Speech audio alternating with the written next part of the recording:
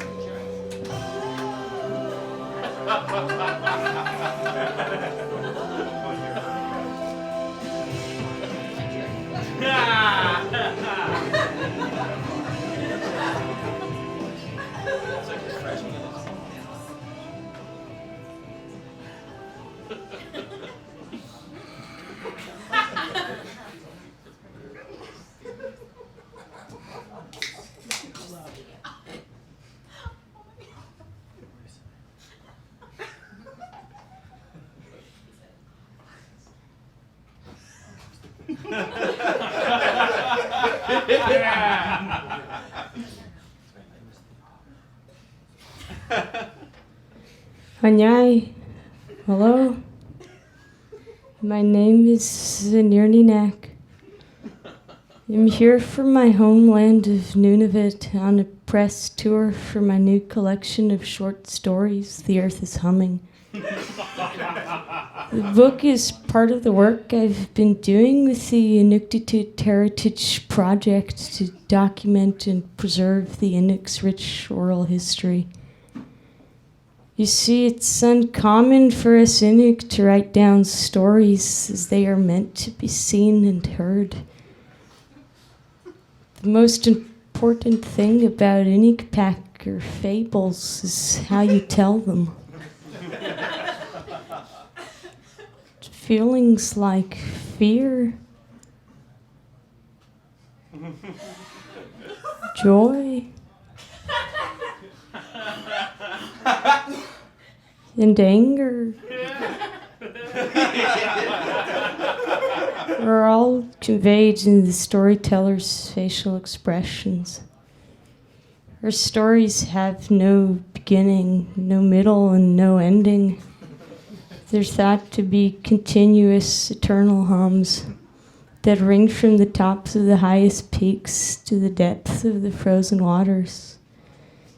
And tonight, I would like to share with you a story from my book, The Cautionary Tale of Olikiak, the girl who tried to trick the ocean.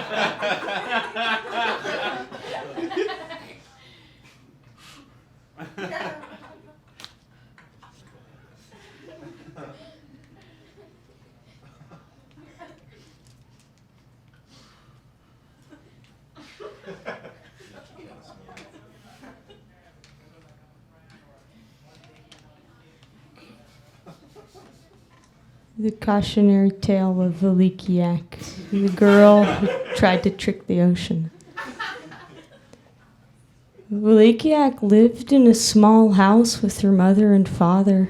She was smart for a child of 10 and loved to explore the world around her. One day, as her mother prepared dinner, Olikiak asked, "Mother, may I go play in the ocean?" "No, Olikiak. You are not strong enough," replied her mother. Olikiak frowned and went to her father. "Father, May I go play in the ocean? No, Ulikiak. You are not wise enough. Ulikiak stomped her feet and went to her room. That night, after the candles had been blown out and her parents were fast asleep, Ulikiak snuck out of her house and went to the ocean. "What are you doing here, Ulikiak?" asked the ocean. "I have come to play with you," said Ulikiak. "You are not strong enough to play with me.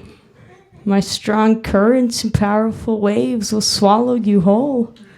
"I am too strong enough," she pleaded, flexing her small muscles.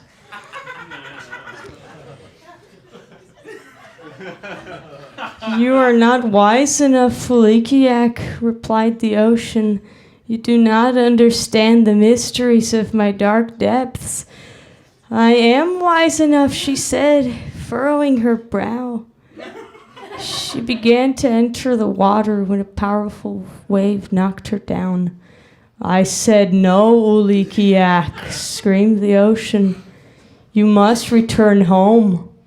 When you are old enough, you may play with me."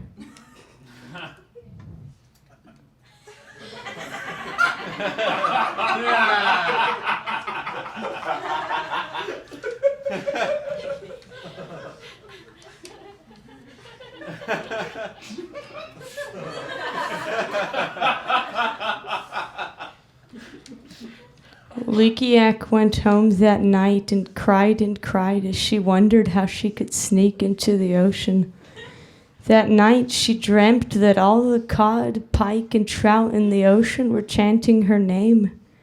When she awoke, she knew how she would trick the ocean. Lukiak spent the next 3 days making a fish costume out of bowhead whale skin. When her parents went to sleep, she put on her fish costume and headed to the ocean. She carefully approached the water, unsure whether the ocean would stop her. Not a sound. She stepped in. Still nothing. Then, confident her plan had worked, Ulikiak dove in. "Ulikiak, you have disobeyed me, and now you must pay the consequences," howled the ocean.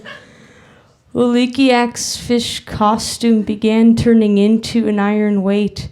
She kicked and screamed, pleading for mercy as her tiny body began to sink. "I'm sorry," she gasped as her head went down. She was sure she would die, when suddenly the ocean hurled her into the sky and she became a constellation.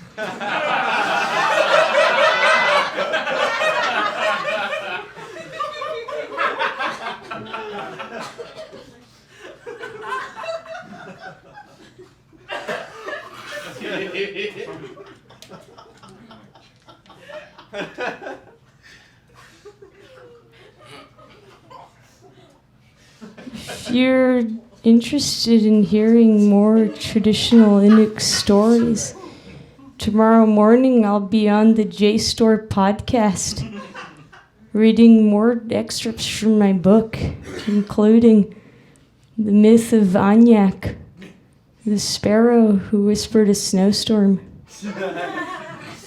the sad story of Yudi, the boy who betrayed time, the tale of Kiviuk, the fox that turned into a mirror image of itself,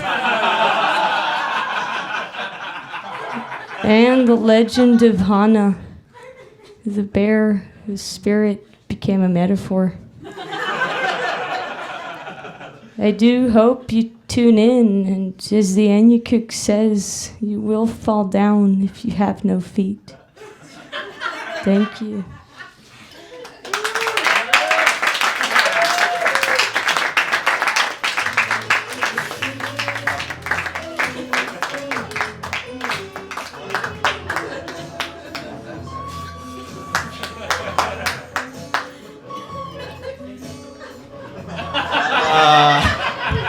Keep it going for Anir in the act. Oh.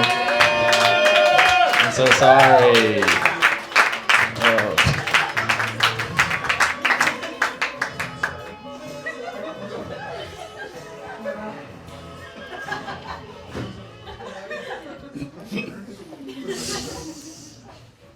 Now you can keep the music playing, it's fine.